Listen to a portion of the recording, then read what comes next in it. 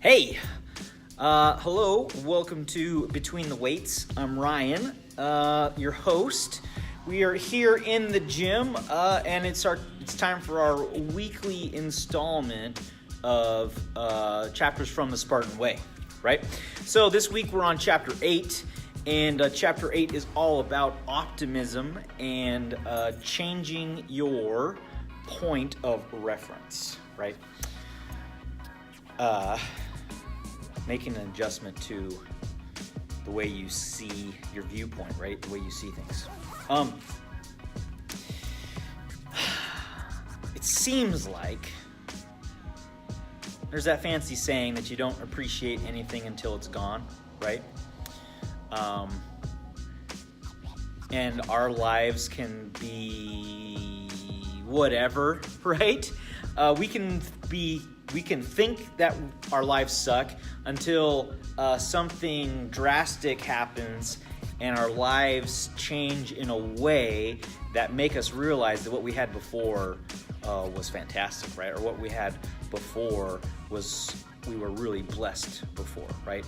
This happens sometimes. You go on vacation to other countries, like you see how good we really do have it here in the United States, right? The last Spartan race that I did, there was a fellow who was running the same race as me, and he didn't have any legs, right? And definitely in that moment made me think twice about what I was complaining about while I was running the race too, right? And you can jump onto YouTubes and Instagrams and you can see people with one leg or one arm doing CrossFit, right? And then the popular thing is to say, well, what do I have to complain about, right? These other people have it so much more difficult than me. What do I have to complain about, right? And that works, maybe. Maybe you can look at somebody else and learn from them, right? But generally, the way that we learn lessons is we have to live them, right? Until we experience the thing, we never learn the lesson. And so Seneca, the younger, he's a popular Stoic philosopher. He was well-to-do, right? And he would do a thing that he called practicing poverty. So he would, on purpose, wear crappy clothes, eat like nothing, or even like not eat at all for several days, mimicking what it would be like if he was poor and destitute, right?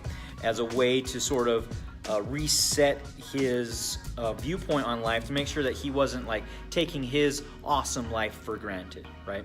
And Tim Ferriss, the popular author of like 4 Hour Work Week, he's got a podcast. He does the same sort of thing, right? Where for a couple days a month, he eats as if he only had $5 a day to spend on food, right? So he's eating like rice and beans. He wears really inexpensive clothing several days in a row, right? Lives, I don't know what he does to change his living thing, and then I'm pretty sure he also changes his mode of transportation, right? So either he stops driving his car and uses public transportation, or he stops riding the bus and rides his bike, something like that, right? But he's on purpose practicing what life would be like if it was harder, right? And because he does that, he's able to appreciate the life that he has more fully, right? And that practicing being optimistic, practicing changing your viewpoint is going to help you when we're working towards a goal that's significant because if it's significant, it's going to be hard, right? And there's going to be obstacles that we're going to have to overcome. And in order to overcome them and to push through the really hard days, you're going to need to see things in a different light. You're going to need to realize that it's not that bad.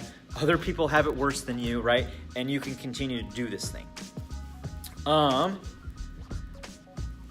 Which is kind of the reason why people do Spartan races in the first place, I think. For some people, anyways. You're doing something really, really hard on purpose in order to show you that your normal life isn't that bad, right? And that can help in lots of ways, right? Whatever your goal is that you're trying to succeed, on those days that you just don't feel like getting out of bed, right? Should you think of it a different way, you should be lucky that you can get out of bed, right? And that can help keep you motivated in order to continue to head towards your goal, right? Staying optimistic. Another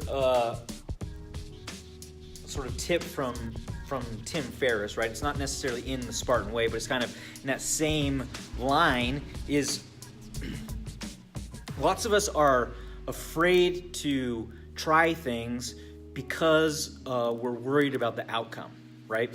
You're afraid to follow your dream and become an artist or open a business because if it fails, then what, right? You can't pay your bills anymore, and you won't pay your mortgage or your car bill, and all of a sudden, like, what are you gonna do, right? So you're so scared of what could happen, you don't even try, right? So a thing that Tim Ferriss likes to do is he likes to, along with his practicing poverty, is, so what's the worst case scenario? The worst case scenario is I don't have any money for food. I don't have any money for a place to live. I'll be homeless, and my credit will go to garbage, right? So he practices those things, right? He practices what would be the worst case scenario. And when you realize that the worst case scenario isn't really that bad, meaning, yeah, being homeless and bankrupt and declaring bankruptcy and having to move out of your house and not being able to pay your car payment, those are bad things, right?